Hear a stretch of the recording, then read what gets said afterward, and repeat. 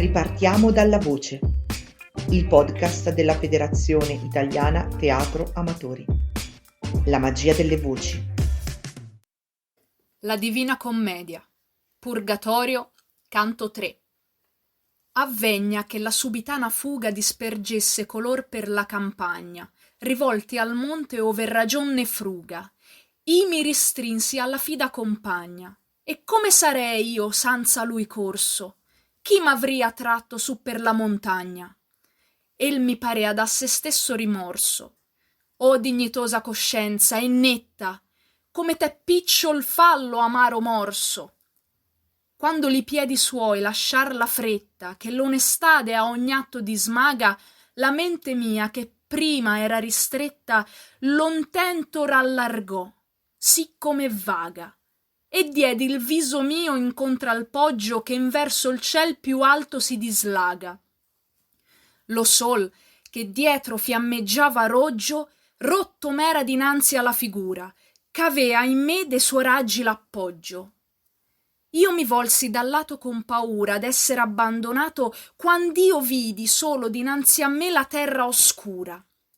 E il mio conforto, perché pur diffidi?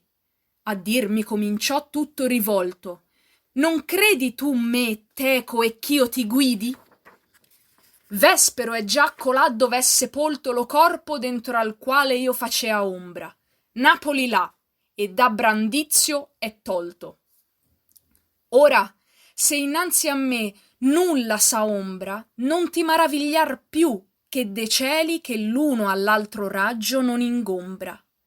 A sofferir tormenti e caldi e geli simili corpi la virtù dispone, che, come fa, non vuol ch'a noi si sveli. Matto è chi spera che nostra ragione possa trascorrer la infinita via che tiene una sustanza in tre persone. State contenti, umana gente, alcuia, che se possuto aveste veder tutto, mestier non era parturir Maria, e disiar vedeste senza frutto, tai che sarebbe lor disio quetato, che eternalmente è dato lor per lutto. Io dico d'Aristotile e di Plato e di molt'altri. E qui chinò la fronte, e più non disse, e rimase turbato. Noi divenimmo intanto a piè del monte. Qui vi trovammo la roccia sì erta che indarno vi sarien le gambe pronte.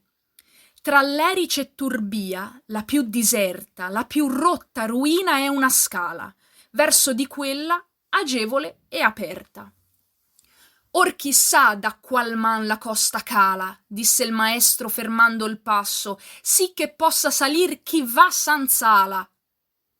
E mentre che, tenendo il viso basso, esaminava del cammin la mente, e io mirava suso intorno al sasso, da man sinistra m'apparì una gente d'anime che movieno i pie ver noi, e non parea, sì venivan lente. Leva, diss'io, maestro, li occhi tuoi, ecco di qua chi ne darà consiglio, se tu da te medesmo aver nol puoi. Guardò allora e con libero piglio rispose: andiamo in là, che i vegnon piano, e tu ferma la spene, dolce figlio. Ancora era quel popol di lontano, i dico, dopo i nostri 1000 passi, quanto un buon gittator trarria con mano, quando si strinser tutti ai duri massi dell'alta ripa e stetter fermi e stretti, come a guardar chi va dubbiando stassi. O ben finiti, o già spiriti eletti, Virgilio incominciò, per quella pace chi credo che per voi tutti s'aspetti, ditene dove la montagna giace, sì che possibil sia l'andare in suso, che perder tempo a chi più sa, più spiace. Come le pecorelle escon del chiuso a una, a due, a tre, e l'altre stanno timidette atterrando l'occhio e il muso, e ciò che fa la prima e l'altre fanno, addossandosi a lei s'ella s'arresta, semplice e quete, e l'on perché non sanno, sì vid'io muovere e avvenir la testa di quella mandra fortunata allotta, pudica in faccia e nell'andare onesta.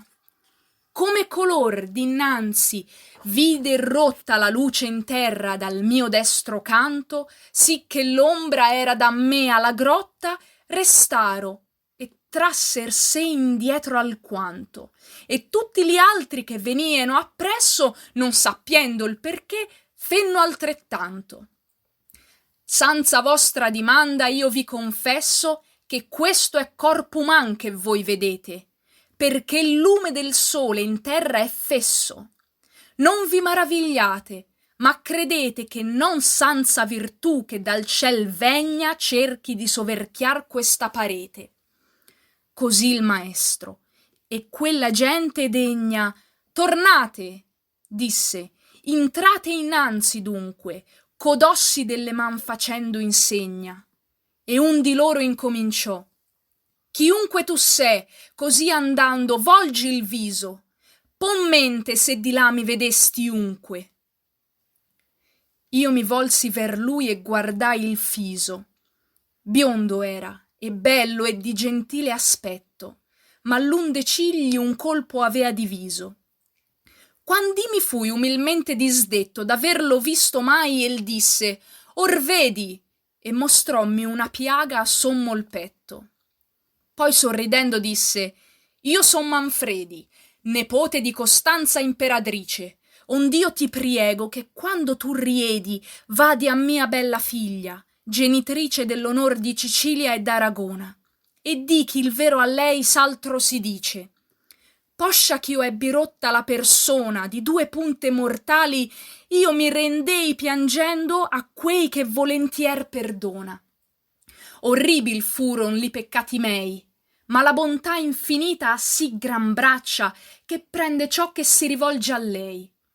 Se il pastor di Cosenza, che alla caccia di me fu messo per clementa allora, avessi in Dio ben letta questa faccia, l'ossa del corpo mio sarieno ancora in del ponte presso a Benevento, sotto la guardia della grave mora. Or le bagna la pioggia e move il vento di fuor dal regno, quasi lungo il verde, dov'ei le trasmutò a lume spento.